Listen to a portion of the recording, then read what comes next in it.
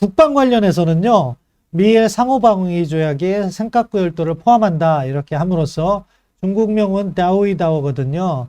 중국의 다오이다오 영유권 문제에 대해서 미국이 확실히 일본의 손을 들어주는 모습을 보였어요. 그런데 그것 외에도 우주와 사이버라는 새로운 영역이 등장을 했고, 이것까지도 포함해서 사실은 이제 육해공이 아니라 육해공, 우주, 사이버 이렇게 5개 영역, 그래서 다영역을 하나로 묶어서 전쟁을 수행하는 그런 노력을 하고 있는데, 이것을 누구와 함께?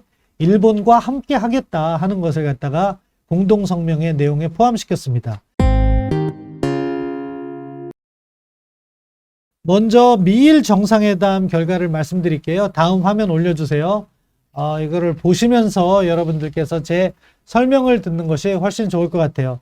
이번에 미일 정상회담의 내용을 보니까 상당히 미국과 일본이 밀착되어 있다.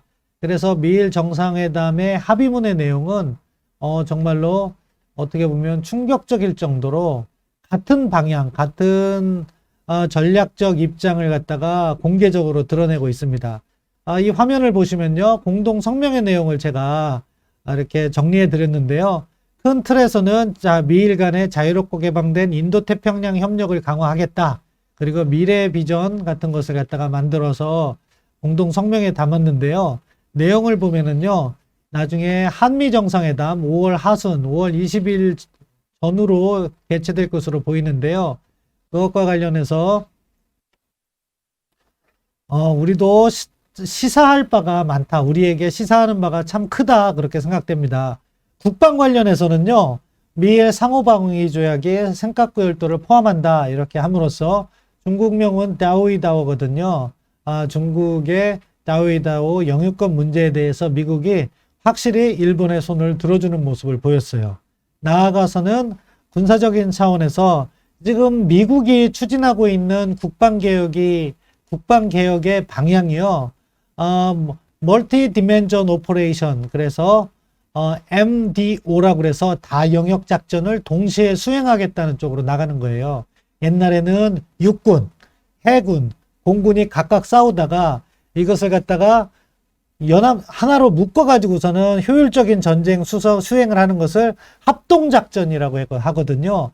이 합동작전의 시대가 1990년대 그리고 2000년대 초반에까지 이어졌어요. 그래서 그때는 항상 미국이 합동작전을 얼마나 효율적으로 수행할 것인가 하는 부분을 갖다 놓고서는 국방개혁을 추진해 왔던 거죠. 그런데 그것 외에도 우주와 사이버라는 새로운 영역이 등장을 했고, 이것까지도 포함해서 사실은 이제 육해공이 아니라 육해공, 우주, 사이버 이렇게 5개 영역, 그래서 다영역을 하나로 묶어서 전쟁을 수행하는 그런 노력을 하고 있는데, 이것을 누구와 함께? 일본과 함께 하겠다 하는 것을 갖다가 공동성명의 내용에 포함시켰습니다. 이렇게 되면은 결국에는 사이버라든가 우주 분야와 관련된 기술이 일본에게 많이 이전될 수가 있고, 일본이 그런 능력을 키우면은 또 미일 간에 같이 협업을 해서 효율적인 작전을 수행할 수도 있겠지만, 또 한편으로는 우리가 거기에서 소외되거나 하는 부분이 우려되는 것도 있는 거죠. 따라서 이것을 잘 지켜보고 우리도 따라가야 된다고 생각합니다. 이 부분은.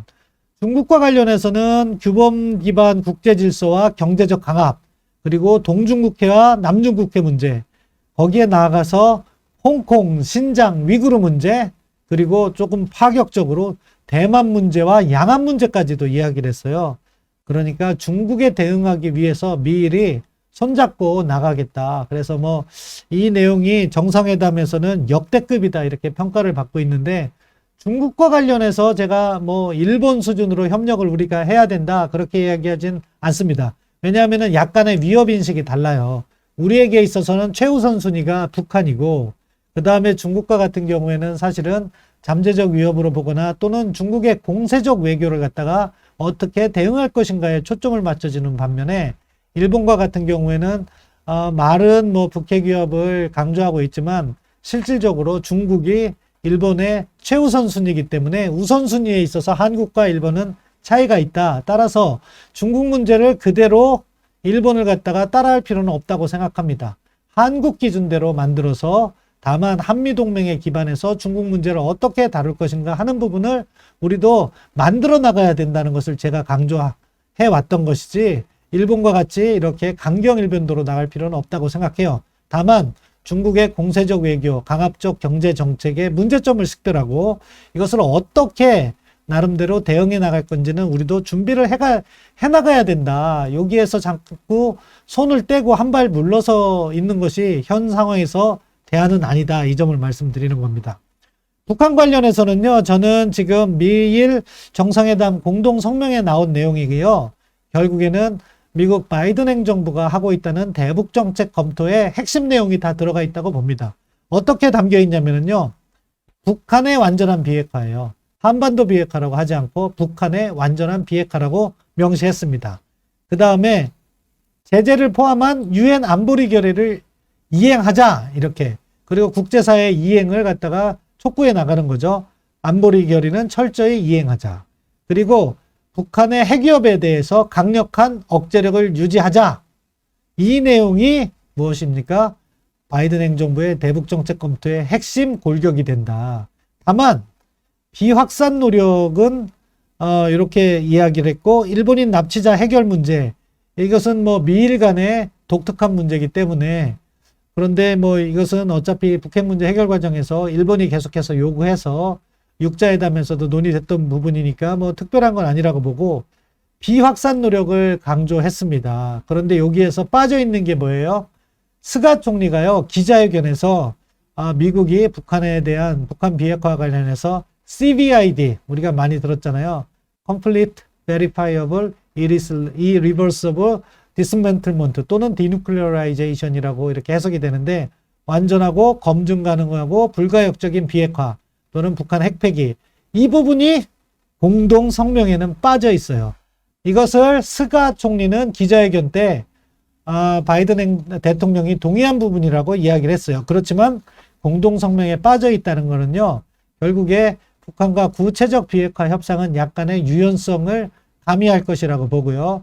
우리 문재인 정부는 그 부분을 갖다가 미국과 논의하면서 약간 미국을 갖다가 대화 쪽으로 견인하려 할 것이고, 그것은 바이든 행정부도 일부 수용할 가능성이 있다고 봅니다.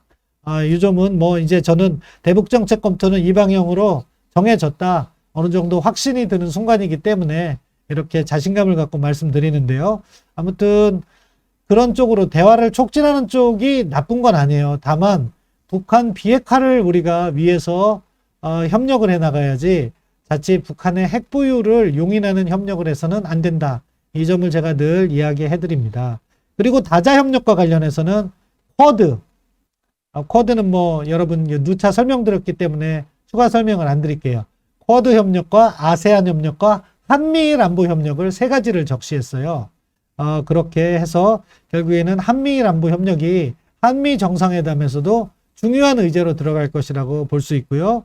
그리고 이 부분은 과연 우리가 이 정도 협력을 약속할 수 있을지 모르겠는데, 새로운 경쟁력 있고 지속 가능한 파트너십 선언이라는 것을 별도 합의를 했는데요. 이게 미일 동맹의 미래 비전, 그리고 첨단 기술에 관한 협력 같은 내용을 해나가겠다는 그런 것을 담고 있어요. 경쟁력과 혁신을 계속해서 유지해 나가자. 그리고 코로나 대응 및 건강 안보를 계속해서 해나가자. 그리고 기후변화 등과 관련해서도 협력해 나가자. 이렇게 이야기를 담고 있어요. 여기에 또 뭐가 있냐면요, 당시에는 이야기를 안 했는데 호주 언론 등을 보니까 스가 총리가 이번에 가서 화이자 백신인가요? 몇천만 그 도스라고 하죠. 그것을 갖다가 확보를 한 것 같아요, 추가적으로. 그러니까 이건 역시 우리가 한미 정상회담 할 때도 지금 우리 백신 엄청나게 부족하잖아요.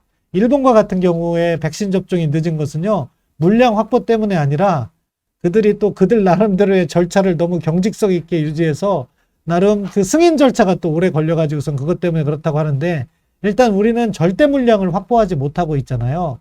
그렇기 때문에 이번에 가서 5월 달에 정상회담이 열리면 백신 좀 많이 확보해 오셨으면 하는 바람이 있습니다. 이처럼 포괄적인 협력을 미일 간에 해나간다.